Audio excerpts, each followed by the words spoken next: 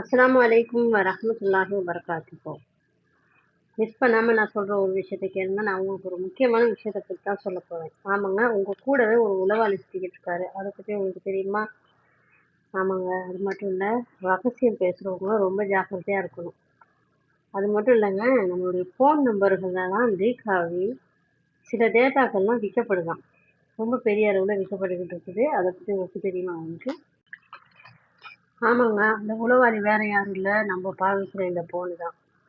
நம்ம என்னென்ன பேசுறோம், யார் கூட பேசுறோம், என்னென்ன ஃபோட்டோ, வீடியோ பண்றோம் அப்படிங்கிற எல்லா தகவல்களையும் எடுத்து சில தனியார் கம்பெனிகளுக்கு அது வந்து டேட்டாக்கெல்லாம் விற்கப்படுதாம். நம்ம ஃபோனை பாவிக்கிற நேரம் ரொம்ப கவனமா பாவிக்கணும். இதை வந்து நம்ம தடுக்கிறதுக்கும் ஒரு வழியை சொல்லியிருக்கிறாங்க. அந்த வழியை நான் சொல்றேன் உங்களுக்கு. பார்த்தீங்கன்னு சொன்னா தமிழ்நாட்டில் மட்டும் 1 கோடி மக்களுக்கு மேல டேட்டாக்கள் எடுத்து பிரைவேட் கம்பெனிகளுக்கு வித்துருக்குறாங்களாம். என்ன ஒரு கொடுமை! அப்போ உலகத்துல எத்தனை எத்தனை பேர் ஃபோன் பாவிக்கிறாங்க, எத்தனை டேட்டாக்கள் இதெல்லாம் எடுத்து என்ன பண்றாங்கன்னு தெரியல. அஸ்தக்ஃபிருல்லாஹ் அலீம். இந்த ஃபோன்ல இருந்து அனுப்புற டேட்டாக்கள்லாம் விற்கப்படுது. ஃபோன்ல இருக்க டேட்டாக்கள் விற்கப்படுதுன்னு ஆஸ்திரேலியாவை சேர்ந்த ஒரு ஆய்வாளர் தான் ஆஸ்திரேலியாவில் உள்ள ஒரு ஆய்வாளர் தான் இதை கண்டுபிடிச்சிருக்கிறாரு.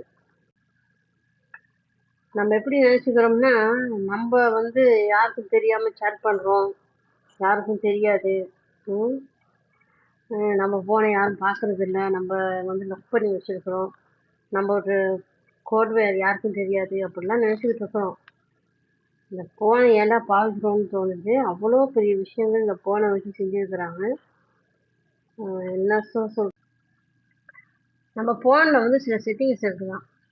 அந்த செட்டிங்ஸில் நம்ம எலோ பண்ணனால தான் இந்த டேட்டாக்கள், நம்ம என்ன தேடுறோம், என்னென்ன வீடியோக்கள் பார்க்குறோம், நம்ம என்னென்ன ஃபோட்டோ பிடிக்கிறோம், இந்த தகவல்கள் எல்லாமே இப்போ கூகுளில் போய்ட்டு வச்சு தேடி பார்க்குறோம் அப்படின்னு வச்சுக்கோங்களேன். எல்லா டீட்டெயில்ஸுமே வாட்ஸ்அப்பில் நம்ம யார் கூட பேசுகிறோம், ஃபேஸ்புக்கில் என்னென்ன பதிவுகள் போடுறோம். சில பேர் பார்த்தீங்கன்னா ஃபேஸ்புக்லலாம் பூட்டி வச்சுருப்பாங்க ஃபோட்டோக்கள்லாம் போட்டு. இந்த மாதிரி எல்லா விஷயங்களையும் திருடுறதுக்கு இந்த ஃபோனே நம்ம தான் அதுக்கு பர்மிஷன் கொடுத்துருக்கோமா. அது என்னங்கிறத நம்ம சொல்கிறேன் கேளுங்க.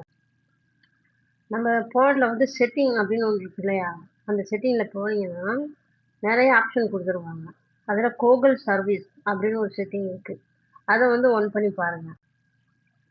இதுக்கப்புறம் என்னென்ன பண்ணணும் அப்படிங்கிறத நான் இன்னொரு வீடியோவில் சொல்கிறேன்.